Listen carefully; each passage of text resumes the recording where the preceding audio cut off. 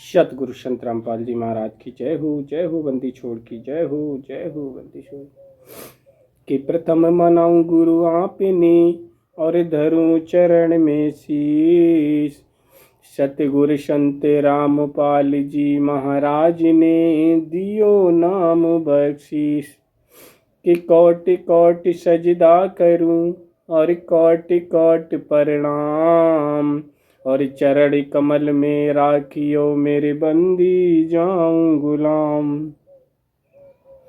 सतगुरु संत रामपाल जी महाराज जी अपने तत्व ज्ञान में बताते हैं और आपको आज के तीसरे एपिसोड में आगे का ज्ञान बताया जाएगा। सतगुरु संत रामपाल जी महाराज बताते हैं कि देवी गंगा से बसुओं ने कहा कि आप हमारी माँ बनकर आप हमें जन्म देकर हमें जल में फेंक देना। और ये सारी बात गंगा जी ने मान ली। उन 8 बसुओं को ने अपने एक पुत्र को वहां पर छोड़ दिया। इधर पुरुवंशी राजा प्रतीक गंगा घाट पर पति पत्नी दोनों तप कर रहे थे। देवी गंगा वहां पर आई, राजा पुरुष से बातचीत हुई।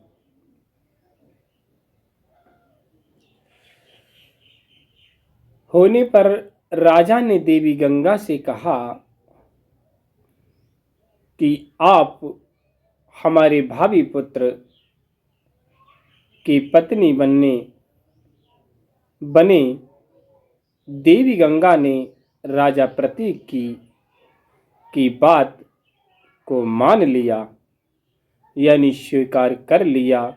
राजा प्रतीक ने अपने पुत्र प्राप्ति के लिए तपस्या करने वर्षों यानी हजारों वर्ष तक तपस्या की। उनकी वृद्ध अवस्था में उनके यहाँ पर महाभीष्म ने जन्म लिया। ऐसी अवस्था में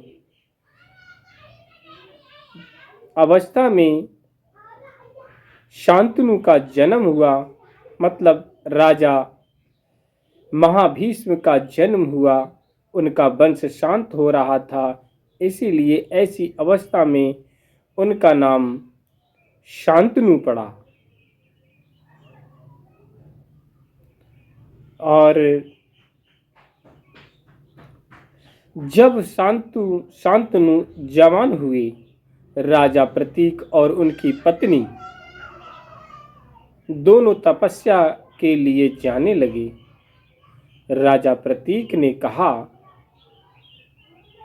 आपके पास एक स्त्री आएगी, वह जो भी कहे तुम उससे मना मत करना, मान लेना और उससे कुछ भी मत कहना।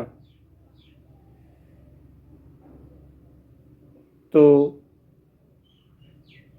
मेरे भगवत परमेश्वर की सत्य जीवात्माओं, सतगुरु संत रामपाल जी महाराज बताते हैं, इन अज्ञानताओं की कहानी, इन दंत कथाओं के बारे में बताते हैं कि ये ऐसी दंत कथाएं हैं। कहा कि चढ़ चढ़ बैठे हाथ पर, बड़े ज्ञानी कहलाएं, आवत जावत कुछ नहीं, और उपमा देत अघाएं। और कहा है सतगुरु संत रामपाल जी महाराज ने कि राम नाम का मरम जो जाने, कि राम नाम का मरम जो जाने, सत्य नाम उसको पहचाने। लेकर जाए वो सतखंड, और काट दे सब काल के फंद। कहने का भाव है, ऐसे तपस्या करने से और ऐसे शरीर को कष्ट देने से भगवान मिलने का नहीं है। जो सत्य नाम का मर्म जानता है, सत्य नाम क्या है यानी राम नाम क्या है, इसके बारे में जो जानता है वही उस सच्चे परमात्मा के यहाँ पहुँच सकता है। अन्यथा ऐसे तप करने से कोई सत्य लोक नहीं पहुँच सकता, यानी उस सच्चे परमात्मा के लोक नहीं जा सकता। तो ऐसे ज्ञान प्राप्त करने के लिए सतगुरु संत रामपाल जी महाराज एकमात्र ऐसे संत हैं जो आपको उस निज घर अपने सच्चे परमात्मा का ज्ञान कराते हैं कि वो परमात्मा कौन है, कहाँ रहता है और कैसे मिलेगा। वे ये सब जानकारी सतगुरु संत रामपाल के अतिरिक्त कोई भी संत इस संसार में नहीं ज्ञान बता सकता।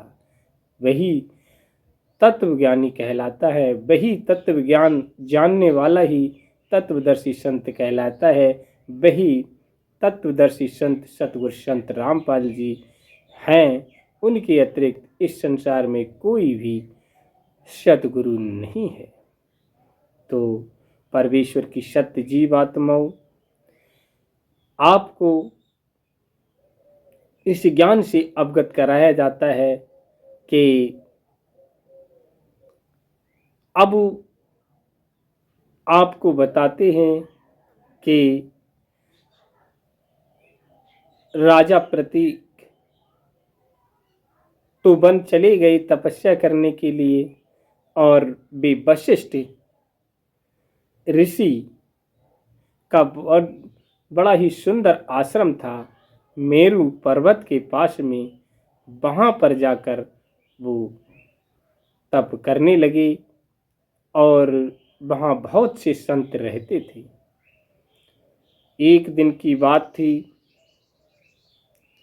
कि कामधेनु की पुत्री नंदिनी उन्हें उस आश्रम में सबको हवीस देने के लिए रहती थी, मतलब मन चाहा भोजन वहाँ पर उस नंदिनी धेनु के द्वारा सभी आश्रम वासियों को भोजन प्राप्त होता था। तो एक दिन एक बार पृथु आदि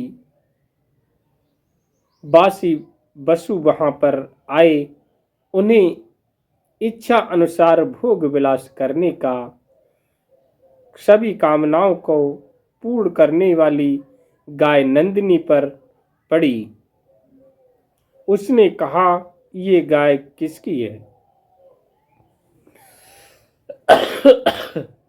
तो मेरे भगवत प्रेमियों, परमेश्वर की सत्य जीव आत्माओं, इससे अगले का ज्ञान आपको अगले एपिसोड में सुनने को मिलेगा। क्या बनता है ये सब जानकारी आपको अगली एपिसोड में हम आपको देंगे। हमारा अगला एपिसोड अवश्य देखें, अपना कीमती समय निकालकर उस तत्व ज्ञान को जानने के लिए जिससे हमारा मोक्ष संभव है। सत साहिब बंदी छोड़ सतगुरु संत रामपाल जी महाराज की जय हो। जय।